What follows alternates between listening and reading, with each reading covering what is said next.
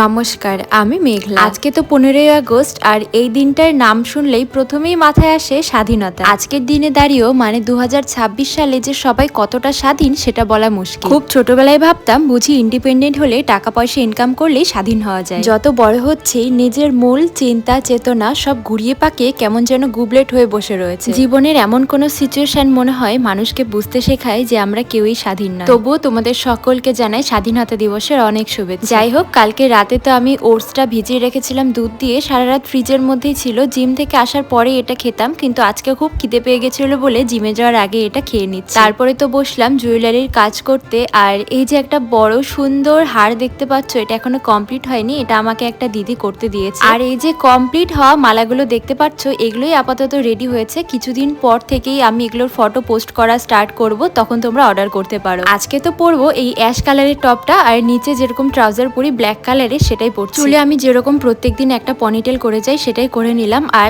আজকে হচ্ছে আমার জিমে যাওয়ার 4 নম্বর দিন। আর বিশ্বাস করো আমার হাতে একটুকু ব্যথা নেই, একদম পাক্কা হাতে গুনে ব্যথা ছিল মোটে 3 দিন। আজকে যদিও বা সরকারিভাবে একটা ছুটির দিন ছিল, কিন্তু আমাদের জিম খোলাই ছিল, তাই আমি আর মিস দিলাম না, চলে গেলাম। যাওয়ার রাস্তা তো ভীষণই কাছে, হেঁটে যাওয়ার বদলে অটোতে যাওয়ার অভ্যেসটা একদিন ছাড়তেই হবে। বাইরে তো দীপাঞ্জনাদি ডেইলি আমার জন্য ওয়েট করে, আমি একটুখানি লেট করে ফেলি। তারপরে অটো থেকে নেমে আমরা দুইজন একসঙ্গে চলে আসলাম জিমে। আজকে ম্যাম আসবেন, আগেই বললাম আজকে গায়ে একটুকু ব্যথা ছিল না, তাই 3টে সেটের বদলে আজকে 4টে করেছি। বাড়ি এসে তো আমার আবার খিদে পেয়ে যায়। দুধ ছিল জাল দেওয়া, সেই দুধের মধ্যেই তো একটুখানি কলা, আপেল আর যে ড্রাই ফ্রুটস গুলো ভিজিয়ে রেখেছিলাম সেগুলো দিয়ে একটা স্মুদি বানিয়ে নিলাম। ফেসবুক বা ইউটিউব কোথায় যেন আমি একটা কমেন্ট দেখলাম যে দিদি ওয়েট লসের একটা রেসিপি বল। খাওয়ার রেসিপি কি সেটা তো আমি জানি না, তবে একটা উপায় বলতে পারি, প্রত্যেকদিন সকালবেলা উঠে খালি পেটে চাল কুমড়ার রস খাও, দেখবে ওয়েট ঠিক কমে গেছে। এই স্মুদিটা খেতে তো খুবই টেস্টি হয়, সাথে আমি উপরে টপিংস হিসেবে কলা আর একটুখানি আপেলও অ্যাড করেছিলাম। তো চলো আজকে এখানেই, রাধে রাধে।